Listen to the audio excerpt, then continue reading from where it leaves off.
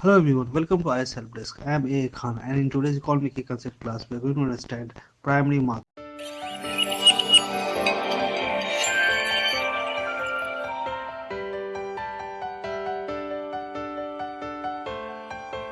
Hello everyone, welcome to IS Help Desk. Today we are going to start with financial market part 2. Before this we have done financial market part 1, and before financial market we have already completed very important chapters such as introduction to economy, national income, monetary policy, banking and inflation. These are very crucial for prelims as well as mains, so you must watch those videos. Let's begin with capital market. Capital market financial market का एक important component है. Capital market में businesses, government, companies वो आते हैं और वो fund raise करते हैं. यहाँ पे बेसिक जो पर्पज होता है कंपनीज का, गवर्नमेंट का, वो होता है कि फंड को रेज करना, यानी पैसे की जरूरत पड़ती है गवर्नमेंट को, कंपनीज को टाइम टू टाइम, वो यहाँ से पूरा होता है कैपिटल मार्केट से. लेकिन इन्वेस्टर जो है, इन्वेस्टर को अपना बेनिफिट होता है. इन्वेस्टर इन्वेस्ट करते हैं, अपने पोर्टफोलियो को डाइवर्सिफाई करते हैं, अलग अलग कंपनीज में इन्वेस्ट करते हैं, गवर्नमेंट सिक्योरिटीज में इन्वेस्ट करते हैं, बॉन्ड मार्केट में इन्वेस्ट करते हैं, तो उन्हें भी डाइवर्सिफिकेशन मिलता है. डाइवर्सिफिकेशन मतलब होता है अलग अलग जगह इन्वेस्ट करने को कहते हैं डाइवर्सिफाई करना. ये कहा जाता है, कहावत है कि do not put your all the eggs in one basket. सारे अंडे को एक बास्केट में नहीं रखना चाहिए.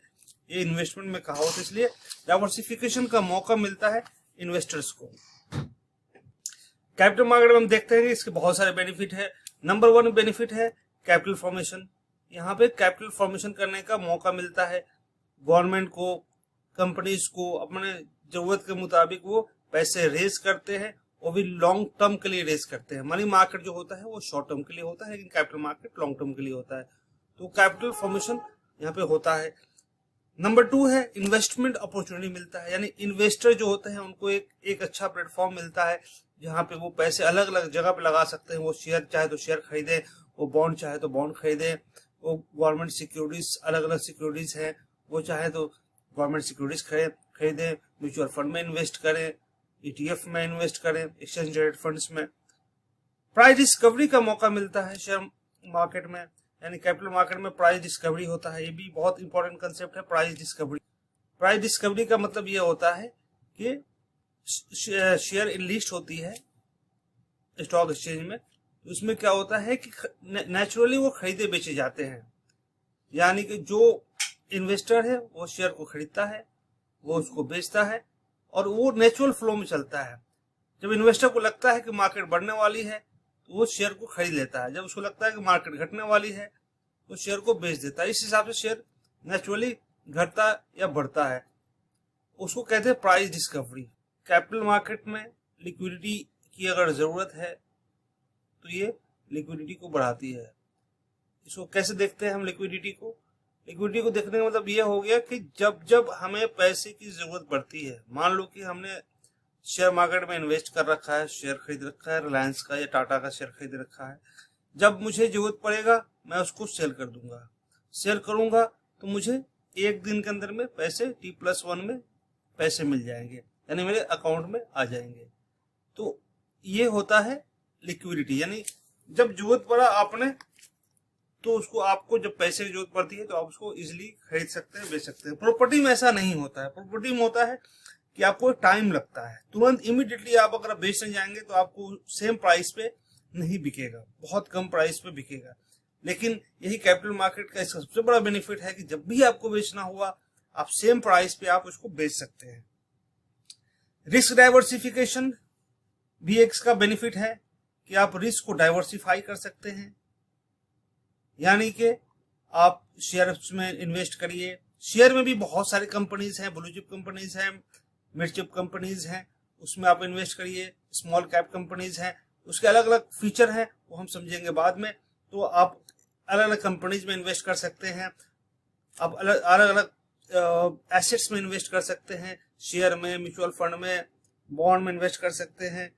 तो कई तरीके से जो कैपिटल मार्केट है वो इन्वेस्टर और जो बॉरोवर होते हैं, गवर्नमेंट या कॉर्पोरेट होते हैं, उनको बेनिफिट करती है. Let's see some of the differences between money market and capital market. Money market up to 1 year के लिए होता है और ये शॉर्ट टर्म के लिए होता है, यानी अप टू 1 ईयर, 1 साल के अंदर में पैसे रेस किए जाए मनी मार्केट से, लेन देन किया जाए, और वो जो होता है ड्यूरेशन 1 साल का होता है। लेकिन जो कैपिटल मार्केट है उसका ड्यूरेशन मीडियम या लॉन्ग टर्म का होता है, यानी 5 साल का या 5 साल से ज्यादा का होता है। 3 से 5 साल या 5 साल से ज्यादा होता है, वो कैपिटल मार्केट कहलाता है। जो types of instrument in what, money market में generally promissory notes, bills of exchange, commercial paper, T bills, call money, इसका यूज होता है। लेकिन कैपिटल मार्केट में shares, debenture, bond, preference share, इनका यूज होता है, ये इंस्ट्रूमेंट होते हैं इनके। जो मैच्योरिटी पीरियड है, as we have already discussed, money market का 1 साल का होता है, लेकिन कैपिटल मार्केट का लॉन्ग टर्म होता है। उनका एक टाइम फ्रेम नहीं होता है। कैपिटल मार्केट में आप 3 साल, 5 साल, 10 साल, 20 साल के लिए भी इन्वेस्ट कर सकते हो या उससे ज्यादा कर सकते हो। जब चाहो तब खरीदो, जब चाहो तब बेचो, लेकिन पर्पज उसका लॉन्ग टर्म होता है। रिस्क फैक्टर, क्योंकि जो मनी मार्केट है वो बहुत ही ज्यादा लिक्विड होता है, यानी कभी भी खरीद सकते हो, कभी बेच सकते हो, तो उसमें रिस्क बहुत कम होता है, लो रिस्क होता है, बहुत ही रिस्क इसका बहुत लो होता है, लो रिस्क होता है। लेकिन वही जो कैपिटल मार्केट है उनका रिस्क बहुत ज्यादा हाई होता है as compared to money market. इनको रिस्की कहा जाता है कैपिटल मार्केट को, क्योंकि शेयर मार्केट में अगर आप इन्वेस्ट कर रहे हैं तो हो सकता है कि 15 to 20% भी दे दे 5 साल में, और ये भी हो सकता है कि वो 2%, 3%, 5%, 8%, 9% भी दे। कई बार तो 1 साल के अंदर में कर रहे हैं तो वो माइनस में भी चले जाते हैं। तो शेयर मार्केट में, कैपिटल मार्केट में रिस्की है, लेकिन जो मनी मार्केट है वो कम रिस्क है। रेट ऑफ रिटर्न, जहां पे रिस्क कम है वहां पे रिटर्न भी कम होगा, तो इसके जो रिटर्न है मनी मार्केट के कम है। क्योंकि कैपिटल मार्केट हाई रिस्क की है तो उसमें रिटर्न भी बहुत ज्यादा होता है, बहुत हाई रिटर्न इसमें है। इसमें 20%, 25% CAGR कंपाउंड इंटरेस्ट के रेट से पैसे इंक्रीज होते हैं, उससे ज्यादा भी होते हैं। Classification of capital market, capital market 2 part में डिवाइड होता है। एक होता है प्राइमरी मार्केट और दूसरा होता है सेकेंडरी मार्केट। को स्टॉक एक्सचेंज भी प्राइमरी और सेकेंडरी मार्केट को और अच्छे से समझेंगे। प्राइमरी मार्केट जो होता है वो फर्स्ट टाइम के लिए होता है, यानी कि जब कंपनी को फर्स्ट टाइम पैसे की जरूरत होती है कि 1000 करोड़, 500 करोड़, 5000 करोड़ की जरूरत है, तो पब्लिक में जाता है, हमें आप हमारा शेयर खरीदिए, आप शेयर का ओनरशिप लीजिए, तो वो प्राइमरी मार्केट में जाता है। एक बार पब्लिक शेयर खरीद लेती है तो फिर वो जाती है स्टॉक एक्सचेंज में लिस्ट होती है। NSE, BSE, national stock exchange हो गया, बॉम्बे स्टॉक एक्सचेंज पे लिस्ट होती है, तो वो होता है सेकेंडरी मार्केट कहलाता है। एक बार शेयर मार्केट में, स्टॉक एक्सचेंज में लिस्ट हो गई तो सेकेंडरी मार्केट कहलाएगा। प्राइमरी मार्केट तब कहलाएगा जब वो पहली बार जो कंपनी है वो ऑफर करती है कि शेयर खरीदना है।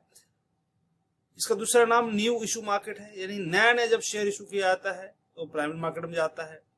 एक बार शेयर इशू हो जाता है तो वो शेयर मार्केट में जाता है।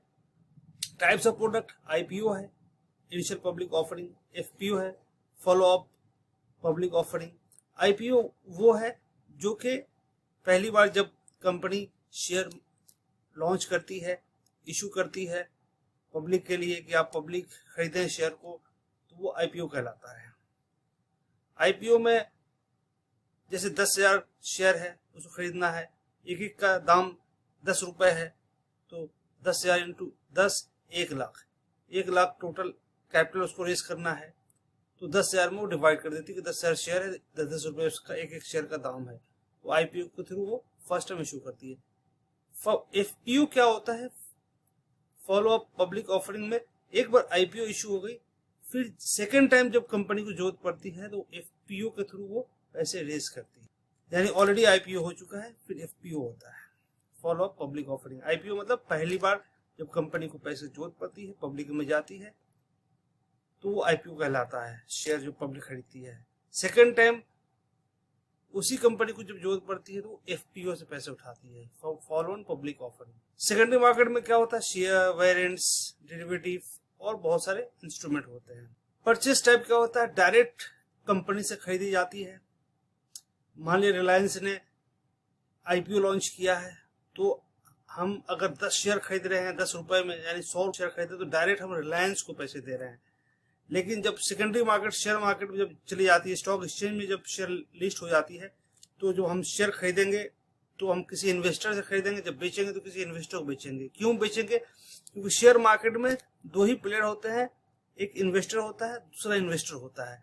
यानी कि मैंने अगर रिलायंस का शेयर खरीदा है, तो अगर मुझे बेचना है तो मैं बेचने के लिए ऑर्डर डाल दूंगा कि मुझे बेचना है, तो कोई दूसरा जो इन्वेस्टर होगा उसको खरीदना है तो जाके उसको खरीदेगा। कोई कंपनी नहीं खरीदती है, वो इन्वेस्टर ही खरीदता है इसको। फिर नेक्स्ट है फ्रीक्वेंसी ऑफ सेलिंग, यानी कंपनी एक ही बार बेचती है, बार बार तो नहीं बेचेगी एक ही शेयर को। कंपनी एक बार बेचती है, उसको 5,000 करोड़ का जरूरत है, 5,000 उसको मिल गया, उससे अपना वो बिजनेस स्टार्ट करती है, बिजनेस एक्सपैंड करती है। लेकिन जब शेयर मार्केट में चला जाता है, उसको बार बार खरीदा जाता है। मैंने खरीदा, मैंने किसी और को बेचा, उसने खरीदा, उसने किसी और को बेचा, इसी तरीके से वो साइकिल चलता रहता है। एक खरीदता है, दूसरा बेचता है, फिर खरीदता है, फिर बेचता है, ये साइकिल चलता रहता है, रोटेट करता रहता है। पार्टीज कंपनी और इन्वेस्टर होते हैं प्राइमरी मार्केट में, यानी मुझे शेयर खरीदना है, मैं जा खरीदूंगा, कंपनी को पैसे जो होते कंपनी उसको इशू करती है। लेकिन जो सेकेंडरी मार्केट होती है उसमें बायर और सेलर जो होते हैं वो इन्वेस्टर ही होते हैं, यानी इन्वेस्टर ही बायर होते हैं, इन्वेस्टर ही सेलर होते हैं।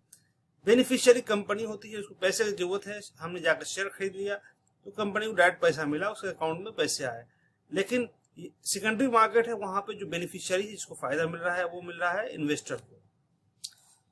तो यहाँ पे फिर अगला देखते हैं कि जो इंटरमीडियरीज हैं, यानी किसके थ्रू आप आईपीओ खरीद रहे हैं, अंडरराइटर के थ्रू खरीद रहे हैं।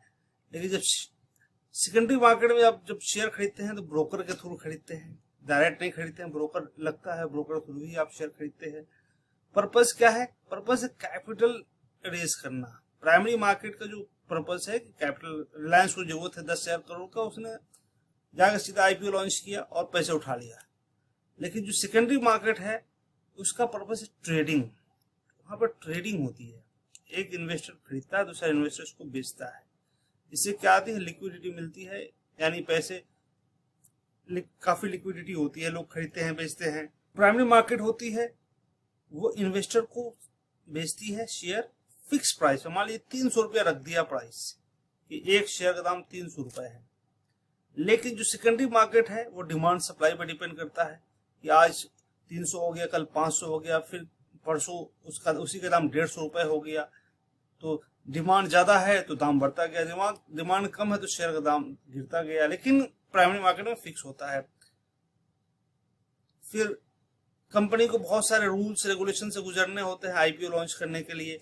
लेकिन जो इन्वेस्टर होते हैं, ब्रोकर होते हैं, उनको जो एक्सचेंज होते हैं जैसे Bombay stock exchange, national stock exchange, उनके रूल्स को फॉलो करने होते हैं। तो हमने देखा प्राइमरी मार्केट और सेकेंडरी मार्केट किस तरीके से काम करते हैं। Thanks for watching. We will shortly meet with our next economic key concept topic. Please like, share and subscribe our channel. If you have any query, you can ask in the comment section or send us message on WhatsApp number given on the screen.